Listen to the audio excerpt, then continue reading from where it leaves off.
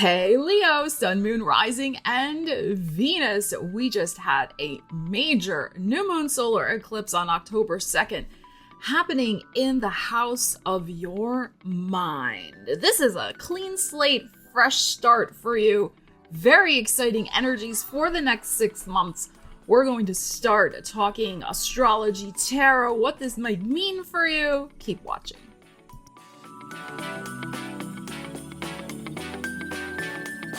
So Leo, welcome to the channel, or welcome back. So good to see you here.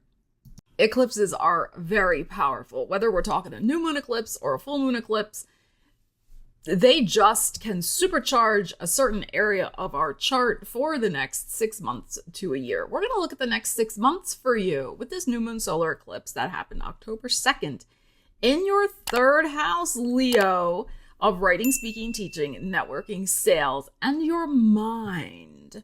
This is also the house of transportation and siblings. So those areas may be highlighted for you as well in the next 6 months. So this is a very interesting new moon for you because, of course, the moon is connected with Cancerian energy.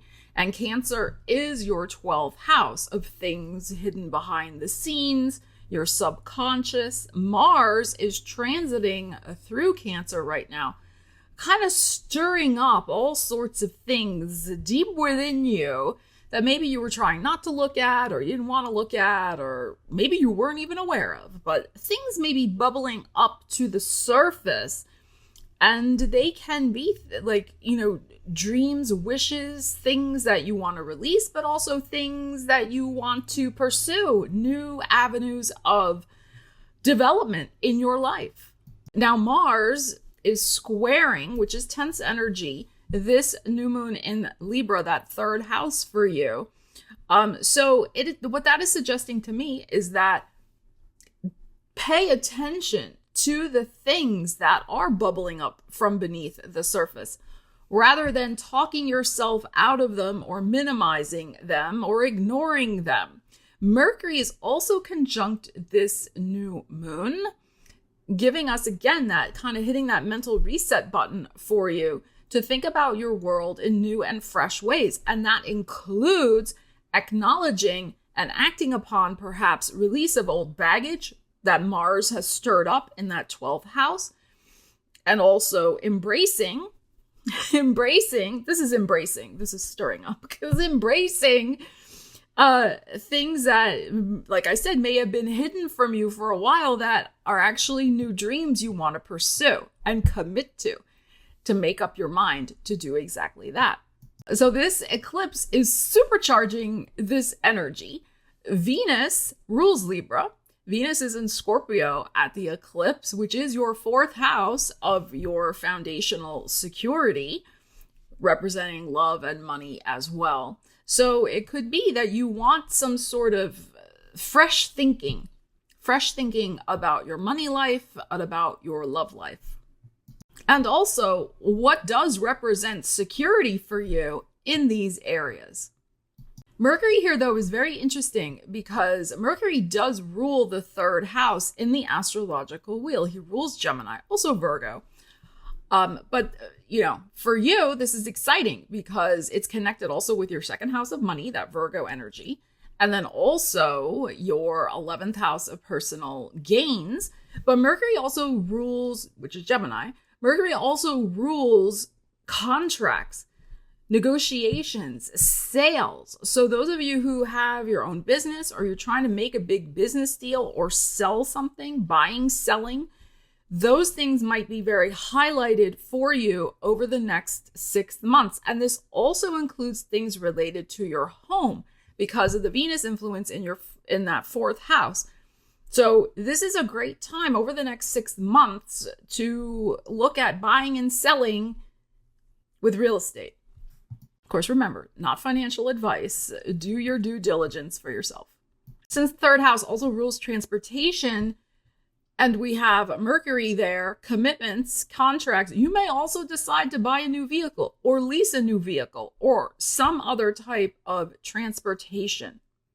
But really, this can be a very potent and powerful time for you to have a spring cleaning of your consciousness, of what you're thinking about every day, what you're focusing in on, and also using the energy to release old baggage, negative thinking, negative beliefs, thoughts that no longer serve you, etc., so that you can embrace a more prosperous mindset and focus your mental energy on things that will bring you joy and prosperity.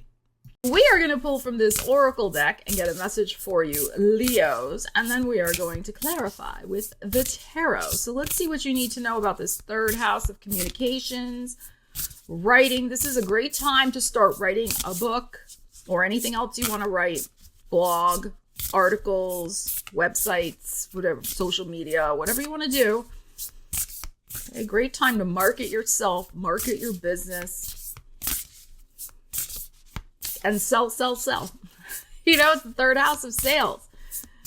You might take a class, you might teach a class. Remember, new moons are about new beginnings.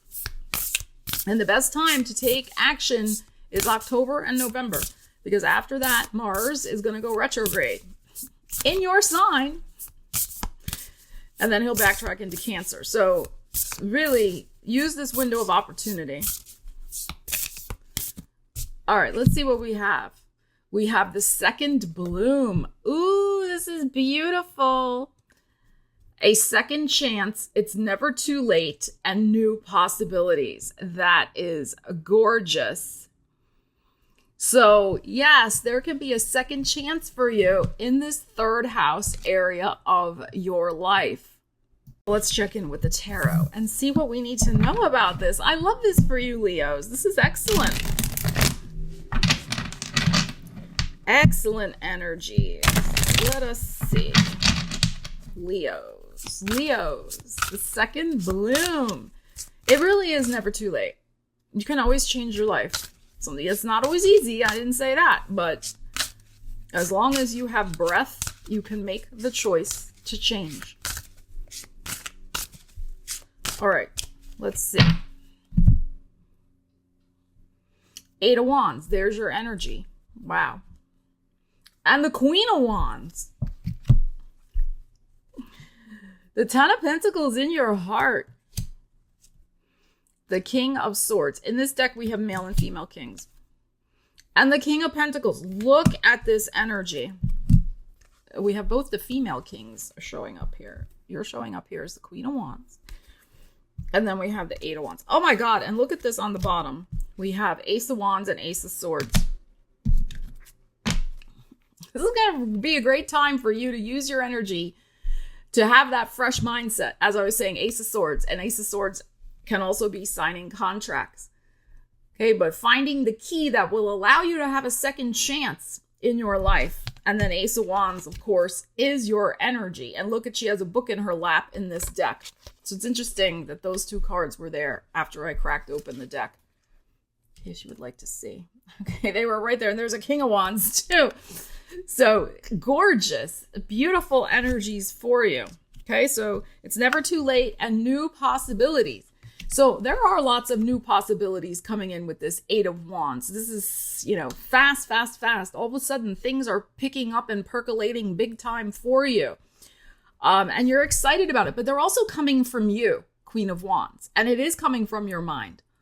You may find, sometimes it takes a little bit for eclipse energy to kick in. It can take a week, a couple days after the new moon. We usually set intentions a couple days after a new moon, not on the day of the new moon. So it can be that, again, you have this kind of fresh, cleansed mindset from this eclipse lighting up your third house of the mind. And all of a sudden, it's like the floodgates open or the parachutes open. The mind is a parachute. It functions when open, right? Remember that old quote? That's like going way back, that quote. So yes, a mind functions best when it's like a parachute, when it's open, right? So all of a sudden, all these ideas are popping off in your open mind. It's like channeling them from the cosmos. And you're excited, right? This Queen of Wands, you're like, wow, I know I can take one or two of these and really start making it grow for myself. There's a lot of positive momentum and energy that is headed your way. Gorgeous. And what is in your heart is the 10 of coins. So this has to do with your long-term financial stability and growth, your long-term finances.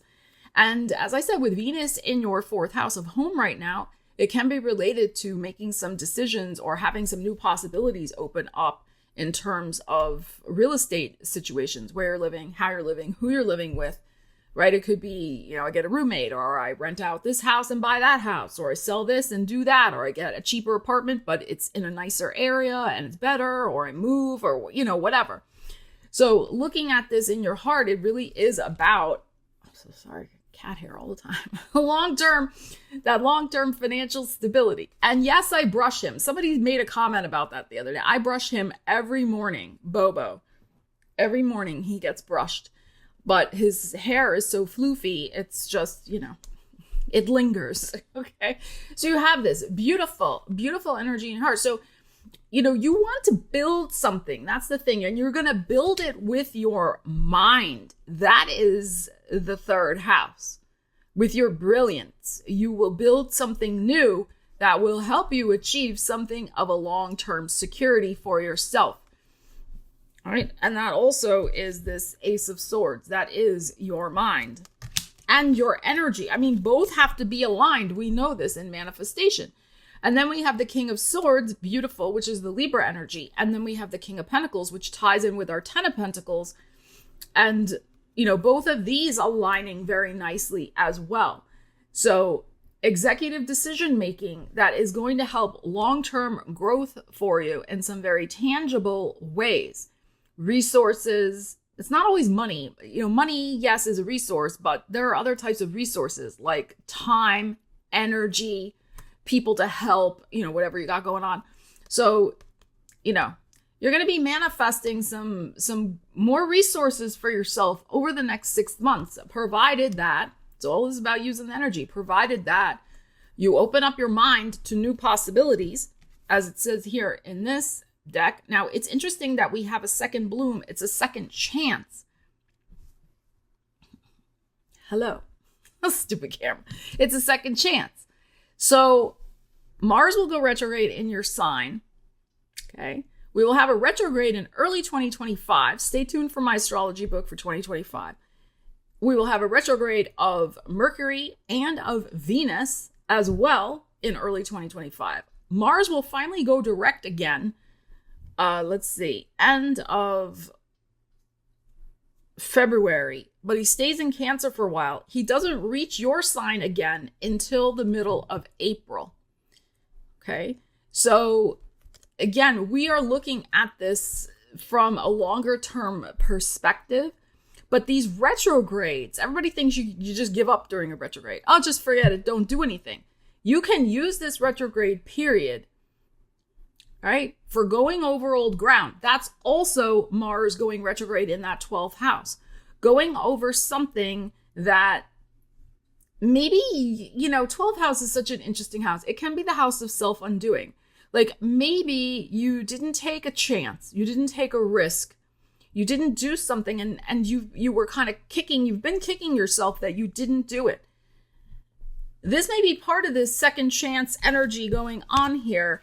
And you can use that Mars retrograde and the Venus and the Mercury retrograde to make progress on something like that seemed to have passed you by and you regretted it. Okay, so you can still make progress over the next 6 months. It's not just the next 2 months, although the next 2 months we don't have those retrogrades.